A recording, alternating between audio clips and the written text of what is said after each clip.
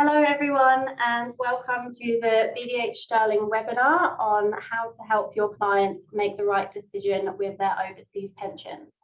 So this webinar will mainly focus on UK pensions for those living in Australia, so Australians who may have worked in the UK for a period or British expats who have made the move to live in Australia.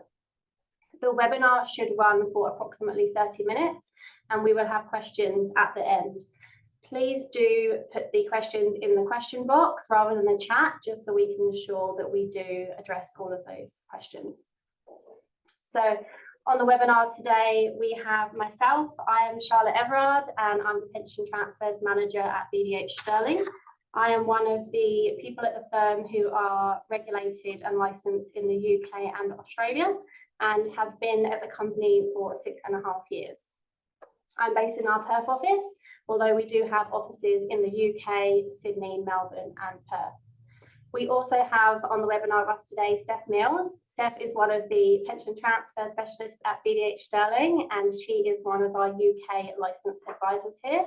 Steph is also based in the Perth office and she has just celebrated her 10-year anniversary with the company, which has been very exciting.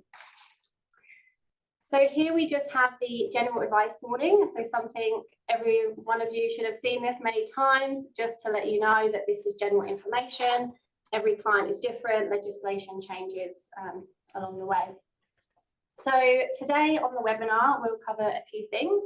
So first of all, we will cover the different types of pensions that you have in the UK and if they can or cannot be transferred. We'll then move on to why your clients may wish to consider transferring those pensions or leave them in the UK and go through the tax that could apply on retaining or keeping those. Sorry, retaining or transferring those. We'll then go through the different options depending on how old your clients are, because as you'll find out throughout the webinar, 55 is the golden age for UK pensions. And we'll go through a little bit of what to be wary of and what we can do to help assist you and your clients. So with that, I will hand it over to Steph Mills. Thanks, Charlotte, and hi, everyone. Perfect. So types of pensions and why your clients should transfer. So there are two main types of pensions in the UK. These are often called defined contribution or money purchase schemes or defined benefit schemes or final salary schemes. Defined contribution schemes have many different names that your clients may come across. They run very much like superannuation here, and members and employers can make contributions to these schemes. These contributions receive tax relief from HMRC, which is the equivalent of the ATO in the UK. Investments are market linked and grow tax-free, and you can flexibly access benefits from age 55 through lump sums or drawdown income. Defined benefit schemes are completely different. They are often referred to as the gold standard of UK pensions. They offer a guaranteed income for life for the members and their spouse, which increases in retirement. Benefits can typically be taken from 55, but the scheme will have what's called a normal retirement age. This is usually 60 or 65, and benefits taken prior to this age are reduced. The scheme can also offer a transfer value, which is called a cash equivalent transfer value. And this is a capital value of the scheme to calculate, which the scheme calculates to give up the guaranteed income for life. These values are based on the years of employment and often the final salary of the member. When your client receives a cash equivalent transfer value, they'll have 3 months from the guaranteed window for research, advice and implementation to be actioned in the time period. And where the value is over £30,000, they'll need a UK licensed advisor with specific qualifications on defined benefit to advise. This is where Charlotte and myself can help you and your clients. So the types of pensions that can be transferred are company defined benefit schemes. So these are schemes like the HSBC defined benefit scheme or BMW. So generally private companies in the UK with defined benefit plans. Also defined contribution schemes, often including those that are in drawdowns. These are SIPs, personal pensions and so on. UK funded public sector defined benefit schemes can also be transferred. So this is where your clients may have worked for a local authority or council, often called the local government pension scheme. CUROPS and QNUP schemes may also be transferred, but there are limitations on different jurisdictions. And if you have a client that has one of these schemes, we can help you with the options that they may have available for this type of scheme.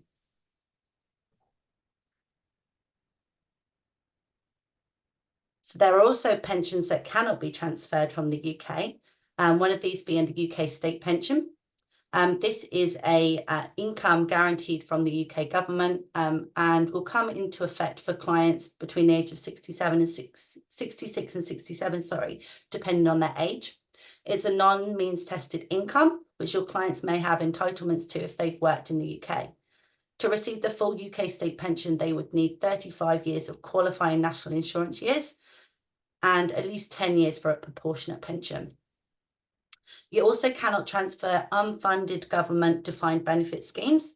These are schemes like the Teachers' Pension Scheme or the NHS scheme. So if you've got clients that were doctors or nurses from the UK, they may be in the NHS scheme and their benefits cannot be transferred. The Pension Protection Fund, or the PPF, is a government scheme that was set up to help members of collapsed defined benefit schemes, i.e. schemes that couldn't pay the guaranteed income to their members. If your client's in the PPF, they'll typically receive 90 to 100% of the income they were promised from their employer, but there is no option to transfer. You also cannot transfer annuities from the UK, and it's worth noting that annuities in the UK are much less flexible than those in Australia.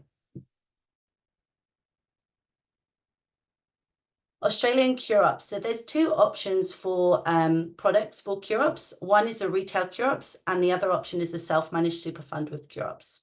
Trustees have obligations with HMRC for 10 years from the transfer for reporting to HMRC. And ensuring that the scheme is kept compliant in this time is important. Some of the main things that will keep the scheme compliant are that they cannot hold any direct residential property. No income protection plan can be held within the cure-ups, and your clients must be over 55 to be a member of the scheme. The member payment provision period is the greater of 10 years of residency or 5 full UK tax years. And it's important that payments from the cure-ups in this period are compliant to avoid large tax charges to HMRC. Another tax that could be payable is the overseas transfer charge. And where clients move countries from Australia within 5 full UK tax years, attracting a 25% charge to HMRC of the transferred amount. So now we'll just run through some of the reasons why it may be suitable or not suitable for a client to transfer their UK pension to Australia. So the FCA, who is the regulator in the UK, have the starting assumption that defined benefit schemes with a guaranteed income are the sort of gold standard pension in the UK.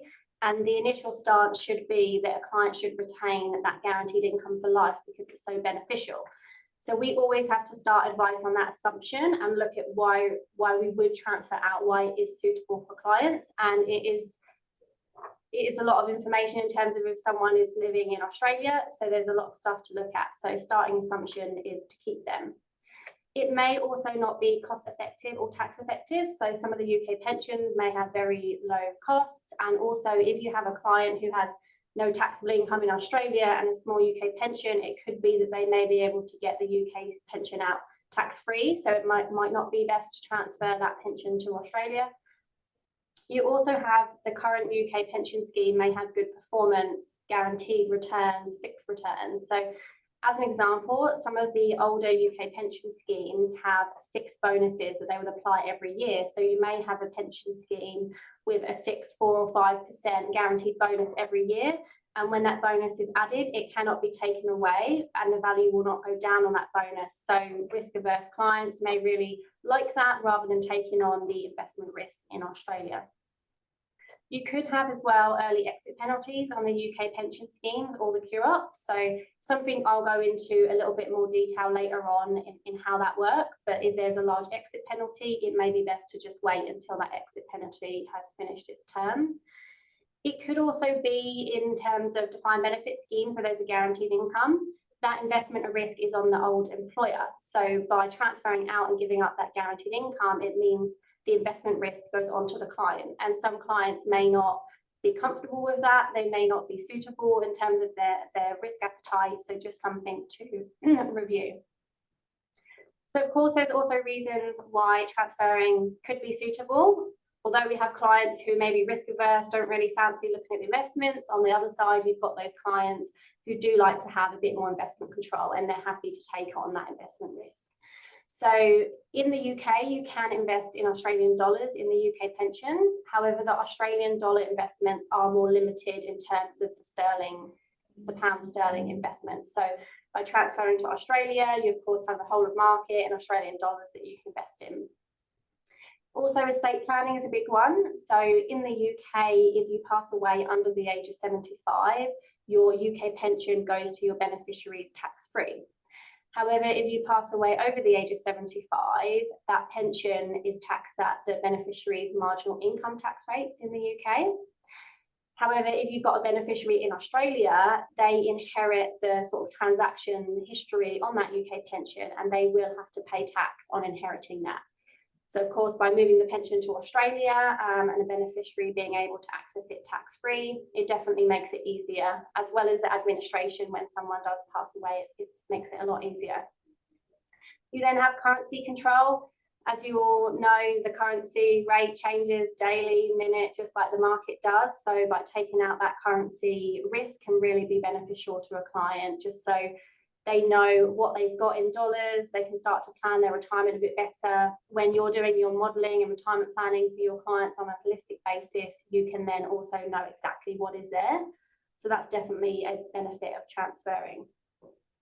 You then have tax treatment benefits. So Steph will go through the detail on the tax on transfer in a moment. However, there is only tax on a portion of that transfer coming across from the UK to Australia. And then, of course, super can be drawn tax-free. So a lot of the time, the tax treatment benefit is good for clients. You then have consolidation. We may have a client with 2 or 3 UK pensions. You may have 3 or 4 supers in Australia, and then you're going to consolidate those supers into one. And then by bringing those UK pensions over, potentially the client will go from, 5 or 6 pensions across the 2 countries to just having the one. So the tax on keeping your UK pensions, if you have clients where they draw regular income from UK pensions, such as defined benefit income or from the UK state pension, these are taxable incomes in Australia. So these are added to any other taxable income that your clients may have. And the UK and Australia is inside a double taxation agreement. So you just get taxed in Australia on this income and not the UK as well. However, some schemes will pay tax at source on pension income. So your clients may need to go through a process of reclaiming this tax or work with an accountant here to offset the tax. With defined contribution schemes, your clients will have the ability to take a lump sum from the scheme of 25%. If they were resident in the UK, this would be a tax-free payment to them. But as they're resident here in Australia, the lump sum does contain an earnings tax since they've arrived in Australia, which is taxable at marginal rates. This is because lump sums fall outside of the double taxation agreement. There are numerous lump sum types from the UK, and these can potentially be taxable in both countries, depending on the type of payment.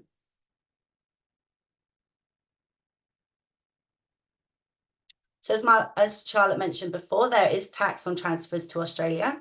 So if your clients do undertake this type of transaction, there will typically be tax on the transfer. This is usually worked out as growth on the fund since arriving in Australia, and this is called applicable fund earnings, or AFE. This is a tax that is generally kept at a concessional rate of 15% and is paid from the receiving QROPs. Funds accrued in the UK prior to moving to Australia are tax-free, and these are transferred into Australian QROPs using the non-concessional contribution caps.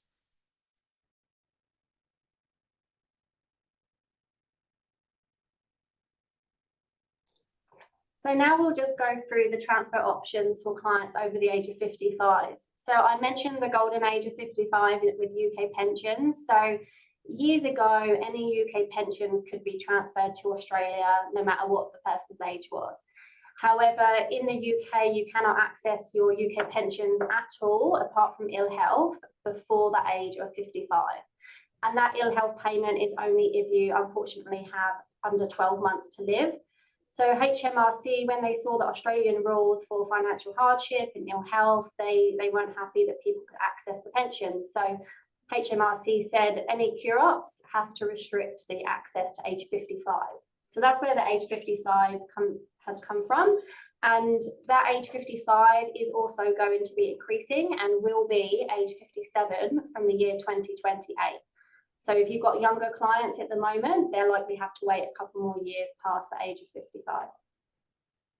So if someone is over the age of 55, they have two options with their UK pensions. They can leave them where they are in the UK, or they can transfer them to Australia in line with the non-concessional contribution caps, in addition to the growth portion that Steph mentioned. So the growth portion doesn't count towards any contribution caps and is just classed as an other contribution. So we'll just go through a case study now. So here we have Janet. Janet is age 58. So she doesn't meet condition of release in Australia yet to access any of her super. However, she would like to access a lump sum as soon as possible to help repay her mortgage. So she's got two UK pensions totaling $740,000 in the UK. So what we do is we move those two UK pensions into a new UK pension. We move it into a SIPP, and then we set up a CUROPS superannuation fund in Australia. We then commence the strategy and at the same time withdraw a lump sum so that Janet can repay her mortgage. So we'll just go through that in a little bit detail here in this flowchart. So at the top there, we have the existing UK pensions. So Janet's two UK pensions are there, and we move those into a new UK SIPP there for Janet. So she's got $740,000 in the UK SIPP, because what we've done is we've moved the sterling to the new SIPP, and then we've converted those funds to dollars for Janet. What we then do is we commence the transfer strategy. So as Steph mentioned, that growth portion gets taxed at 15%. However, the ATO have said that for that to be taxed at 15%, the UK pension must deplete to zero and be closed after the transfer. If it's not closed, the client has to pay income tax rates on that growth portion. So it's really important that we make sure that it gets taxed at 15%. So you'll see there on the left, step one, we transfer that growth portion to a new SIPP, so SIPP B, and we then transfer that to the Australian super scheme and close that SIPP B. So in Janet's situation, we've calculated the growth since Janet arrived in Australia is $140,000. So that $140,000 goes into the super fund and gets taxed at 15% from within the super fund. What we then do is we do a non-concessional contribution transfer for Janet. So she hasn't used any of her NCC allowance. So we do the full $360,000 using the bring forward rule. So that gets transferred into the super fund, and we have a total of $500,000 in that super fund, and 15% tax is only payable on $140,000 of that. Because Janet then wants to access a lump sum as tax effectively as possible, what we then do is we take out a 25% tax-free cash lump sum. So that's called a PCLS in the UK, and you can just see that in step 2 there. The UK calls it a PCLS, and in the UK it is tax-free for a client. So as Steph mentioned earlier, this 25% tax-free cash is not tax-free in Australia because the growth portion gets taxed at income tax rates. However, in this situation, because we've already moved the growth portion to the Australian CUROPS, there's no growth in that lump sum we've paid Janet for the ATO to tax at income tax rates. So that lump sum we paid to Janet of $120,000 is fully tax-free in both the UK and Australia. So Janet's happy, she can pay down her mortgage, and she's got the rest of the money in the Australian super fund. In this situation, there are some funds left over in the UK, which we will invest in Australian dollars for Janet until she has a new NCC allowance available.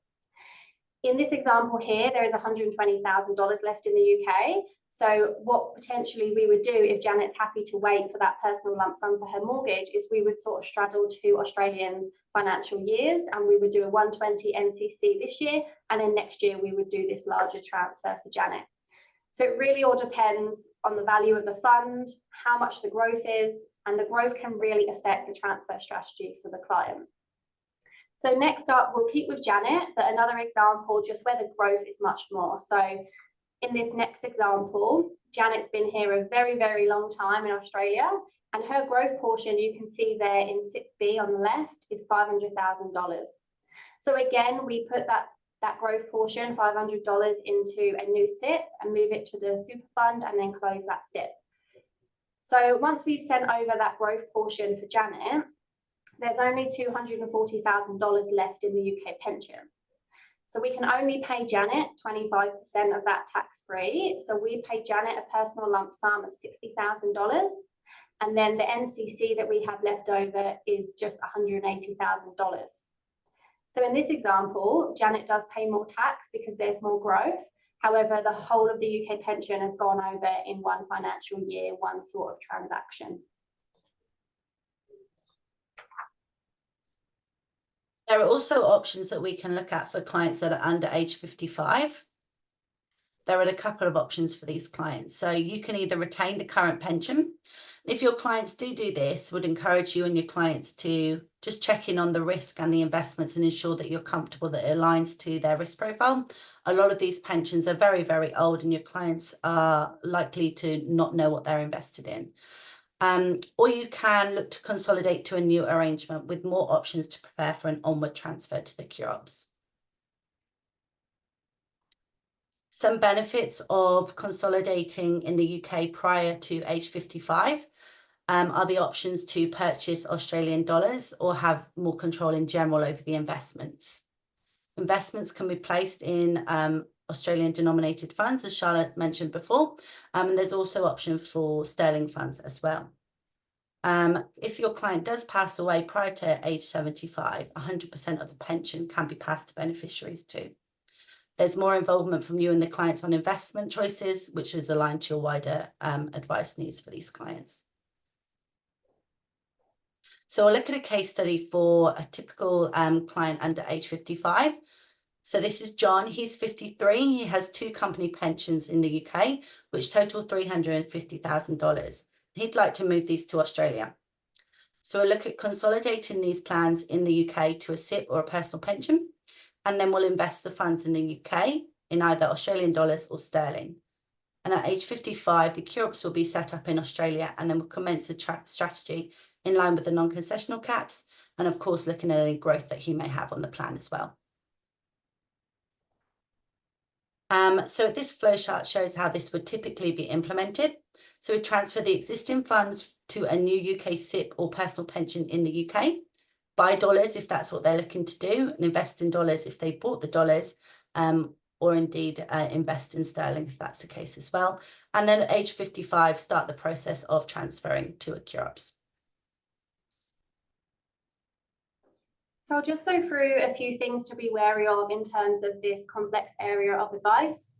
One thing that some clients should be wary of is offshore advisors that are not licensed. So some countries don't have regulations and regulators like we do in the UK or Australia that are good and really ensure that we're doing what we should do in the best interest of the clients.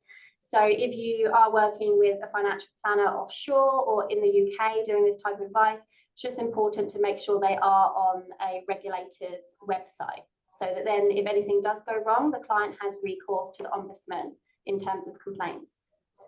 So something that I will go through in a bit of detail in a moment are investment bonds within CUROPS and SIPPs. So this is something to be wary of, and I will explain what that is on the next slide. You also have constant checks and super changes. So same as in Australia, things change, governments, tax office, things like that. So in the UK at the moment, you have the age 57 thing, which I just mentioned, in terms of a couple more years changing from age 55 to age 57. We also have something in the UK which has changed called the lifetime allowance. So very similar to the sort of transfer balance cap in Australia, they made some changes to that last year in the UK, and it wasn't quite implemented correctly by the by HMRC, so they're having to redo the legislation for that. So it ends up getting quite tricky trying to look at UK and Australia.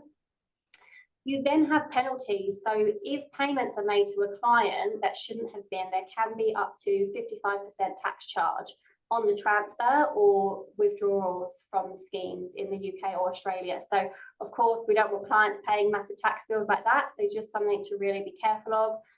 A lot of clients that do come to us, they say, oh, I can take 25% tax-free cash out from my pension, and then they take it and then they come and speak to us a year or two later. They should have paid tax, and then they have to sort of go back and pay that tax with the ATO. So just something to be careful of. And finally, just confirming that the UK pension is transferable. So You may see your client's pension documents. They say that they can be transferred, but sometimes there are complexities, and you don't really want to be spending hours and hours researching it if someone could tell you straight away, oh, that can't be transferred. So just something to be wary of. So I'm just going to go through what an investment bond is within a CureOps or a SIPP product so that you're aware of these. So here we have an example case with one of these bonds. So here we've got Mrs. Smith, and Mrs. Smith transferred her UK pension, which is valued at about £200,000, into a new UK pension. So it could be a UK pension, it could be a CureOps in another country other than Australia. And within that pension product, there's what's called a redemption bond. Generally, these redemption bonds are 10 years, sometimes 8 years. And what happens is there is a commission paid from the bond provider to the financial planner who recommended that bond. Usually we see these being 10%. So in Mrs. Smith's situation, she's had a fee of £20,000 paid from the bond provider to the advisor who recommended the bond. What happens is Mrs. Smith will pay this 10% back to the bond provider over 10 years by an additional 1% per annum fee until that bond period has lapsed. And this 1% extra fee per annum is on top of ongoing advisor fees, platform fees, investment fees, etc. So it ends up being that the ongoing fees are very high on these bonds. If Mrs. Smith did want to transfer her pension to Australia because she'd like to then start accessing the funds, if she did that within that 10 years, she would have to pay back any remaining of that commission that was paid to the advisor. So if Mrs. Smith wanted to do that after 5 years, she needs to pay 5% of the redemption bond fee back to the bond provider. So she would have to pay £10,000 to the bond provider to be able to move out of the pension to bring it to Australia.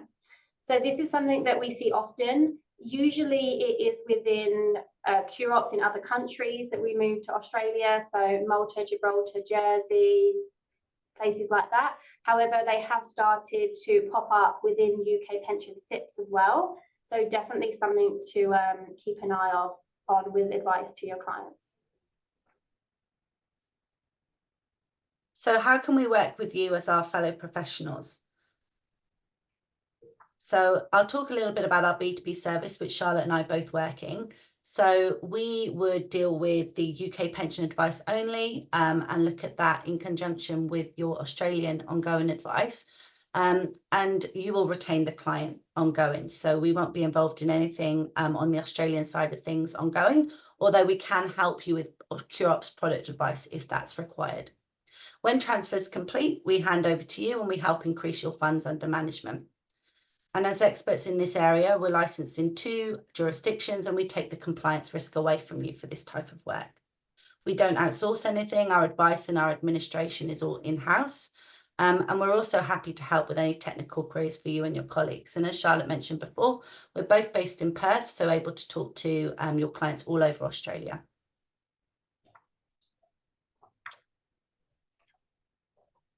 Our client journey will be very similar to yours, I'm sure.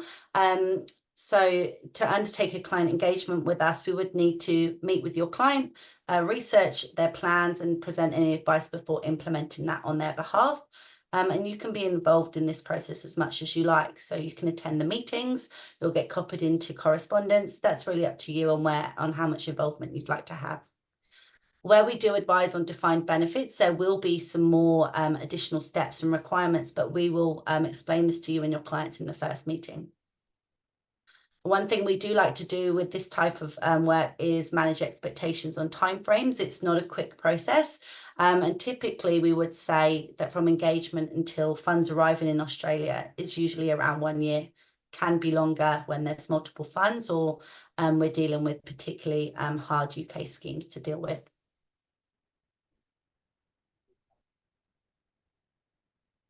Perfect. So that concludes the main part of the webinar today. So we'll just move on to the question part of the webinar. So if you do have any questions, please pop them into the questions box and we will go through those now.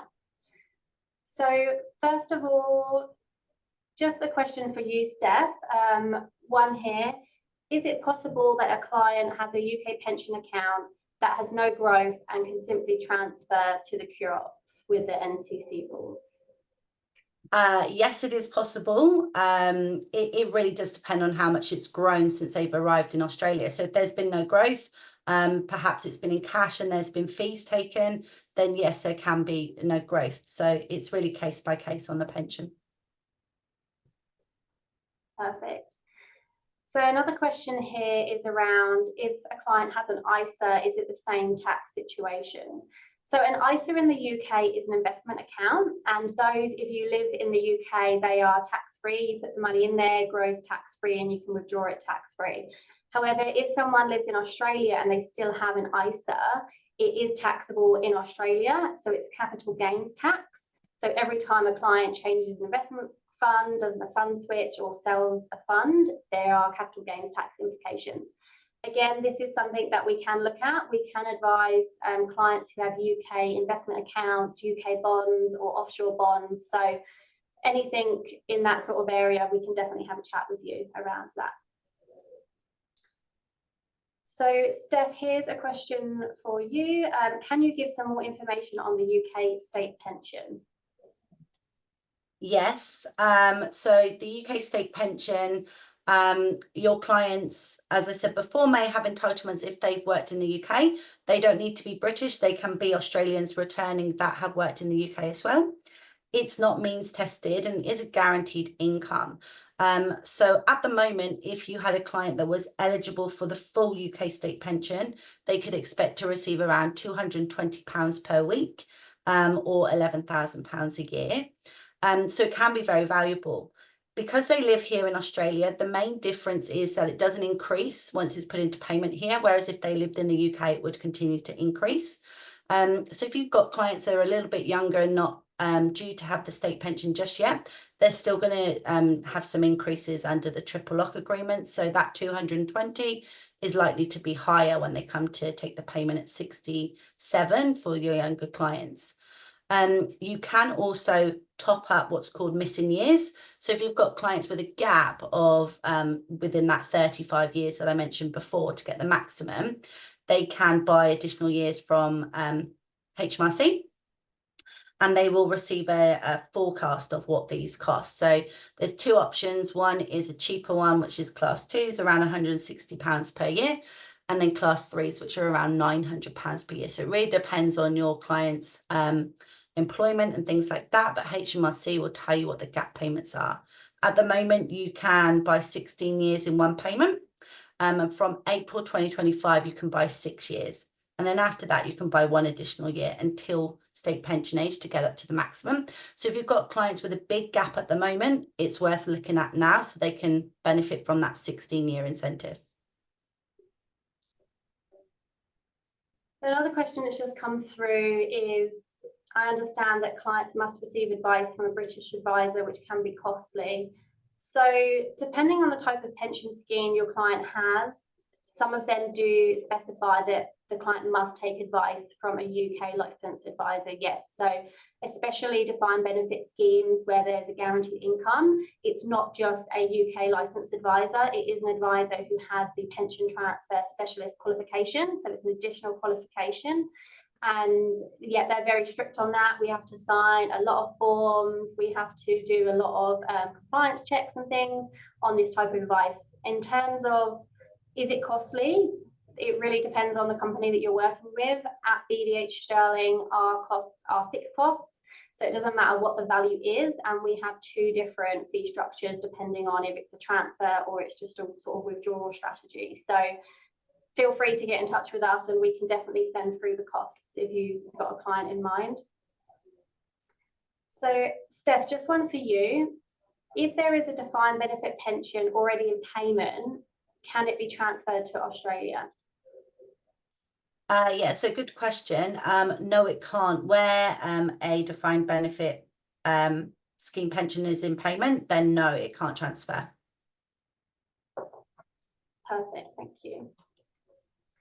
So a question here that's come through, is there a UK pension balance where doing a transfer is not worth due to the fees in doing the transfer? So fees are definitely a part of it, and also how much the pension has grown since they've arrived. So you can have a pension with a very large growth portion, and then you've got the fees, and then it may not be suitable to transfer. It may be better to sort of drip feed the pension out. So when we look at a case, we do look at the growth portion in conjunction with our costs to see if it is worthwhile. So we do generally see that if a client's got over 80 to 100,000 pounds, we'd have to analyse to see if it's best to keep it or transfer it. And usually over 100,000, depending on the growth portion, is okay to transfer. So it is case by case, but yeah, if they're under 100,000 pounds, potentially looking at withdrawing that, especially if a client doesn't really have a lot of taxable income in Australia. So if they are just taking income from their super, which is tax-free, and they have no other taxable income, and their UK pension is small, it could be that we would drip feed that out over 4 or 5 years, tax-free, or just at the 16% tax bracket that we have here in Australia. So yeah, definitely a lot to look at if the value is smaller, especially if you have clients that are getting the age pension and the withdrawals are going to affect Centrelink calculations and things like that. So really good question. Steph, here's a question for you. Do you have to use a new UK SIPP, or can the existing pension go straight to the QROPS? Yeah, so another good question. So this really depends on whether or not your client's non-taxable components, so everything accrued in the UK, can come over within the non-concessional cap. So if they've got one pension, for example, and the non-taxable component is less than 360,000, so we're using the bring forward arrangement, then you may be able to not use the interim scheme, but it really depends on some other factors as well.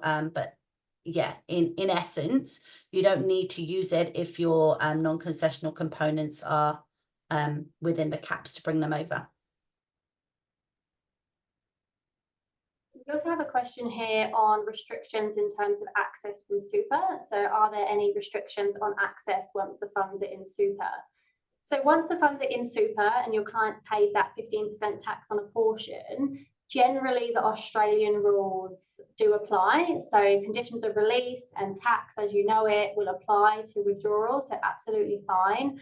The only one thing on that is we do not advise clients take lump sums from accumulation mode, because depending on how the transfer happened from the UK, they could potentially get captured by HMRC. But TTR, taking lump sums from the pension mode, or taking full pension after TTR, absolutely fine, and still the same tax, as you would all know. The main restrictions for the funds once they're in super, as Steph mentioned earlier, is no residential commercial property in there. So investment funds are fine, but direct residential property cannot be done because it cannot be done in the UK. You can do commercial, but there are limits on the amount that can be borrowed within the QROP. So that's something I know in Australia, a lot of people do buy property within their SMSF. So it's just something for clients to be cautious of. And the other restriction is no income protection insurance inside the QROPS as well. And then one of the main restrictions is in terms of rolling that QROPS to a non-QROPS. So a lot of times people put the UK pension fund into the QROPS and then they want to roll that QROPS to a non-QROPS.